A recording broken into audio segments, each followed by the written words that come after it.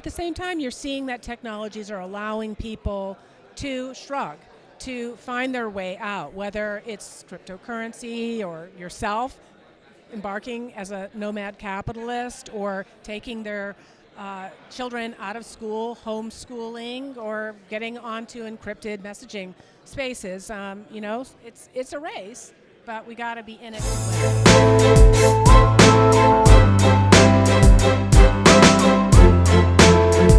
What up, Vigilantes? I'm here with Jennifer Grossman of the Atlas Society. How are you, Jennifer? I'm doing spectacular. What a rocking conference this is. I know, and so happy to see you and to talk to you about objectivism. Yes. So a lot of people in cryptocurrency come from the anarcho-capitalist, agorist world. Then a lot of the Keynesians came in, and so a lot of people were like kind of flabbergasted to like, where are the objectivists? And I'm here to tell you that the objectivists exist in crypto. I appreciate them very much. So. Yeah. Yeah. I would say that the primordial community that is objectivist in crypto is a BSV, Bitcoin Satoshi Vision. Right. And I don't know, have you heard of Craig Wright? No. And what's happening? Well, a lot of people call him a scammer and fake Toshi, but he's a very controversial guy who claims to be Satoshi. Oh, but, yes. But he is, when I fell in love with Bitcoin, I came to understand Bitcoin, both the computational power of Bitcoin and the coin aspect of Bitcoin. And it turns out that this guy agrees with me. I'm like, hey. And I understand, and the way I've come to understand the BSV approach to Bitcoin and crypto in general is that it is very Randian. So I would invite, I want to invite you to and I spoke to some of the people at the Atlas Society already, and I told them about this story. This story about Bitcoin scaling on chain and creating a Gulch economy that is on the Bitcoin blockchain. What happened in crypto is that a lot of people did not want to scale on the Bitcoin blockchain and wanted to scale Bitcoin outside the blockchain, depriving us of that Gulch that we all know is still possible within Bitcoin. Well, we're going to have our own little Gulch coming up in October in Malibu, in the Malibu Hills. We're going to be honoring Michael Saylor, who has spent a lot of time talking to the Atlas Society. And he points to the importance of the concept of property and the way in which Bitcoin can help to secure property. And his interest in Bitcoin came in part out of some of the experiences that he had. For example, when he had $1 million in Argentina and the government started passing arbitrary regulations saying that no currency could be, it had to be in pesos, and then devalued the pesos, and he was thinking, well, how the heck am I going to get my money out of Argentina? He wanted to buy a yacht, $1 million yacht, and float it out, but they wouldn't let him do that. And so, you know, Bitcoin is really a way of taking the energy and the value that you've created in your work and finding a way to secure it and transport it in a way that government can't infringe upon. So I would invite you and a lot of the people in your community to come to our gala. Michael Saylor is also going to have some panels during the day on Bitcoin. And I understand there are a lot of controversies and there are a lot of different views. Definitely different views. He's, you know, more of a maximalist, and Correct. I just had lunch with one of our donors early today who's kind of on the opposite side of that spectrum. But this is going to be an opportunity to hash it out and take some I'd love views. to go there because... Well, if you're a nomad, why not? I'd love to go there, and because, look, speaking of what I just told you, Michael Saylor and his company MicroStrategy is involved with a lawsuit, a huge lawsuit that he partnered up with Meta, Facebook, and Twitter, and a lot of other big tech companies going against what I just told you, the BSV blockchain, because BSV started patenting a bunch of the Bitcoin, they started patenting the Bitcoin technology itself. they're, like I said, BSV is very Randian in their approach to the market. And Saylor sits on the other side alongside Zuckerberg and Dorsey. So I would love to pick his brain. We'll do it. Let's do it. Yeah. We're going to have, it's going to be a very intimate group, 50 people only that are going to be able to be in the panels. And then, of course, we'll have our gala where there will be a lot of other people.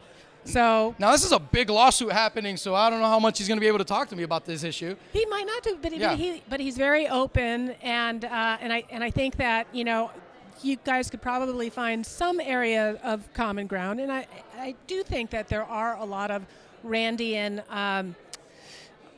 kind of similarities or overlaps. Ayn Rand, of course, wrote some very futuristic novels. She wrote some dystopian novellas, of course. Anthem, which was published 12 years before Orwell published 1984, and talked about what happens when we start to banish words and control pronouns. Wow. And the way that we talk about ourselves, and Wow. we can't even say I. And, you know, so she really was a visionary in that sense. Of course, Atlas Shrugged had a lot of futuristic technologies. It had Rearden metal, which was lighter and cheaper and stronger than steel, and so I like to sometimes think of cryptocurrency as the Rearden metal of currency. Yeah, it's and the perfect platonic form of money made that comes into the physical realm through technology. yeah, Yeah. and then of course John Galt's motor, which created a form of energy that didn't have any emissions. And now the only difference, of course, is John Galt created this technology, which could have lent incredible productivity to the world, but he shrugged, he withdrew his productive technologies, and he took his invention with him. And Satoshi similarly kind of disappeared, but he, or not, but he didn't. But he left us with this gift to humanity. So we have to keep an eye on this trial that you mentioned, Saylor. This trial that is happening, that is on this topic right here.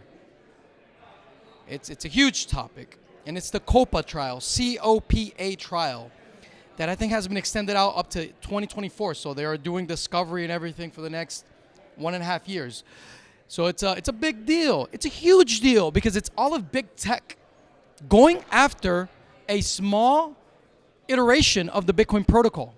Why is that? I don't know. What's Well, going on there? I don't know. You'll have the chance to ask him when in my you opinion, go to the gala. maybe Bitcoin's original design is the real Web3, and they can't have it without the patent of that they have in BSE. Maybe that's why Twitter and Facebook and Saylor are going after this guy. I don't know. Maybe. We'll see. But, Maybe. you know, the Atlas Society is a philosophy organization. We're an education organization. So while we certainly admire Michael Saylor for the courage to do something so, you know, really dramatic in terms of putting so much of his company's value in Bitcoin, and to be a standard bearer for it, but also for all of the other things that he's done. His book, The Mobile Wave, which really predicted this whole next wave of the Internet of Things, and also, of course, Saylor Academy, which has provided free education to tens of thousands of students. So one of the most beautiful things about the objectivist philosophy is that it takes the world as it is, and it doesn't wait until some utopia happens, but it deals with the world as is, with government as is, and it faces it head on. When Bitcoin came out, a lot of people wanted to turn Bitcoin into something that it was not. And when I see what Satoshi gave us, he gave us something that acquiesces to the world as is, deals with the world as is, and it's not ideologically driven per se, where you don't need to take an ideological purity test to be part of it. Bitcoin is for everyone, and I find that very beautiful and very elegant, because that's what capitalism is. We find people from all ideologies throughout the world using cell phones, right? There's no ideological purity test for using a cell phone, but capitalism offers that value, and it's that extreme capitalism that I like about the objectivist perspective, and I really appreciate it. Well, thank you. Even though I'm an anarcho-capitalist, I love Monero, and yeah, but I can And we are appreciate- not anarchists. Ayn Rand, of course, believed that there was a role for government, for foreign defense, and for courts, and for police. But that's okay. If I'm right, I have nothing to fear, and if I'm wrong, I have something to learn. And so that's the open objectivist way at the Atlas Society. But at the same time, it's like, you're right. The objectivist is correct, because whether you like it or not, government is still here. So you're gonna have to deal with government law. And if you live around thinking that government doesn't exist, well, you're kind of hurting yourself. You're living in a pipe dream at the present moment. Yeah, that's kind of hopium. But, Yeah. I think at the same time, and you were talking about technology and the ability of technology to liberate us. And so we are seeing that, as Peter Thiel said, we're in this deadly race between politics and technology. And we're seeing with global organizations like the World Economic Forum trying to, essentially disrupt capitalism and trying to foist all of these social justice and environmental governance goals on populations through companies, among other institutions. But at the same time, you're seeing that technologies are allowing people to shrug, to find their way out, whether it's cryptocurrency or yourself embarking as a nomad capitalist or taking their children out of school, homeschooling, or getting onto encrypted messaging spaces. It's a race, but we got to be in it to win it. So there's two main approaches that have happened in the crypto world. One that emphasizes the extreme privacy of the individual, the self-sovereignty of the individual, that sanctity. And for that is very much something that attracts the agorist anarcho-capitalists, right? And we find people gravitating towards privacy coins. I also appreciate the extreme capitalism of Bitcoin's original design, where miners scale to the point of being large enterprises that offer better services than anything that government has to offer, and we start seeing a diminishing of the government of their services and being supplanted by this extreme capitalist meritocracy that Satoshi gave us, known as proof of work.